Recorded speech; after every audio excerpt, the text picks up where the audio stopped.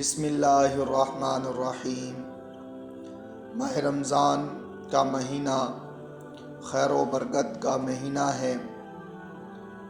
رحمتوں اور برکتوں کا مہینہ ہے۔ حضرت ابو ہریرہ رضی اللہ تعالیٰ عنہ راوی ہیں کہ رسول اکرم صلی اللہ علیہ وسلم نے ارشاد فرمایا کہ جب ماہ رمضان شروع ہوتا ہے تو آسمان کے دروازے کھول دیے جاتے ہیں اور دوزخ کے دروازے بند کر دیے جاتے ہیں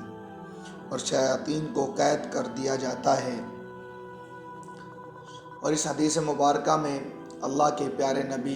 جناب محمد مصطفیٰ صلی اللہ علیہ وسلم نے 3 باتیں عرض کی ہیں۔ پہلی بات کا تعلق آسمان کے دروازے کھول دیے جاتے ہیں، دوسری بات کا تعلق جہنم کے دروازے بند کر دیے جاتے ہیں، اور تیسری بات کا تعلق شیاطین کو قید کر دیا جاتا ہے۔ پہلی بات کا تعلق آسمان کے دروازے کھول دیے جانے کا مطلب یہ ہے کہ اس ماہ مقدس کے شروع ہوتے ہی اللہ تبارک و تعالی اپنی رحمتیں نازل کرنا شروع فرما دیتے ہیں اور بندوں کے اعمال بغیر کسی رکاوٹ کے قبول ہونا شروع ہو جاتے ہیں، اور قبولیت کا دروازہ کھول دیا جاتا ہے کہ جو بندہ جائز دعا مانگتا ہے اللہ تبارک و تعالی اس کو قبول فرماتے ہیں۔ جنت کے دروازے کھل جانے کا مطلب بھی یہی ہے کہ بندہ کو ان اعمال صالحہ کی توفیق نصیب ہو جاتی ہے کہ جو جنت میں جانے کا ذریعہ ہے۔ اور نمبر 2، دوزخ کے دروازے بند ہو جانے کا مطلب یہ ہے کہ روزے دار عموماً ایسے کاموں سے بچا رہتا ہے جو دوزخ میں داخل ہونے کا سبب ہے، جو دوزخ میں جانے کا باعث بنتا ہے۔ روزے دار جب کبیرہ گناہوں سے بچتا ہے تو صغیرہ گناہوں روزے کی برکت سے بخش دیے جاتے ہیں۔ یعنی کہ جب انسان بڑے گناہوں سے بچتا ہے تو جو چھوٹے گناہ ہیں جس کو صغیرہ گناہ کہا جاتا ہے وہ خود بخود روزے کی برکت سے معاف کر دیے جاتے ہیں۔ اور نمبر 3 کا تعلق شیاطین جو سرکش اور سرگنا ہوتے ہیں، ان کو زنجیروں سے باندھ دیا جاتا ہے اور ان کی وہ قوت سلب کر لی جاتی ہے جس کی وجہ سے وہ بندوں کو بہکانے پر قادر ہوتے ہیں۔ روزے کی وجہ سے انسان کی قوت حوانیہ مغلوب ہو جاتی ہے جو غیظ اور غضب اور شہوت کی جڑ ہے، اور اسی طرح گناہوں کا باعث بنتی ہے۔ اس کے برخلاف قوت عقلیہ غالب اور قوی ہو جاتی ہے جو طاعات اور نیکی کا باعث ہوتی ہے۔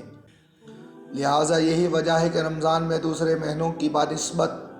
گناہ کم ہوتے ہیں اور عبادات اور طاعات میں زیادتی ہوتی ہے۔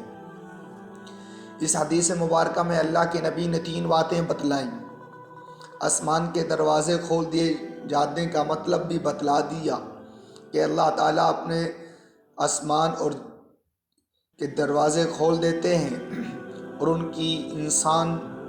کی دعاؤں کو قبول فرماتے ہیں،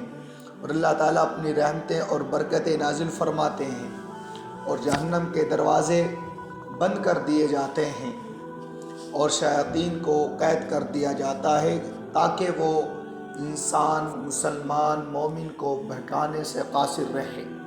اور اس کو باندھ دیا جاتا ہے۔ اور جب انسان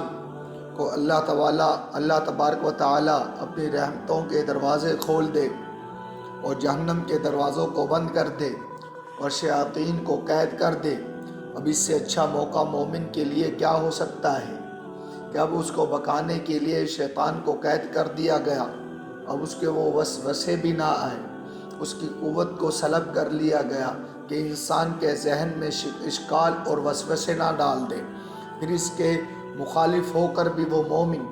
گناہ بھی کرے، غیبت حسد بغض تکبر بھی کرے، چوری بدکاری فحاشی بھی کرے،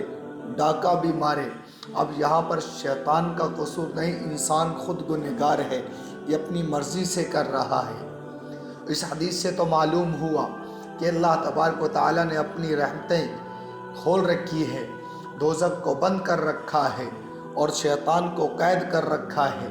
یہ انسان کے لیے مومن کے لیے ایک بہت اہم مہینہ ہے کہ اس میں خوب اللہ کی رحمتوں سے، اللہ کی برکتوں سے، اللہ کی فضیلتیں جو اللہ نے عطا فرمائی اسے خوب مالا مال ہو جائے۔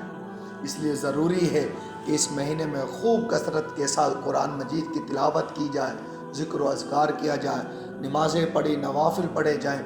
مختلف اذکار کیے جائیں جن سے اللہ اور اللہ کے نبی راضی ہو جائیں۔ اللہ رب العزت سے دعا ہے کہ اللہ رب العزت ہم سب کو اس حدیث مبارکہ کی روح سے، اس کی روشنی میں ہم سب کو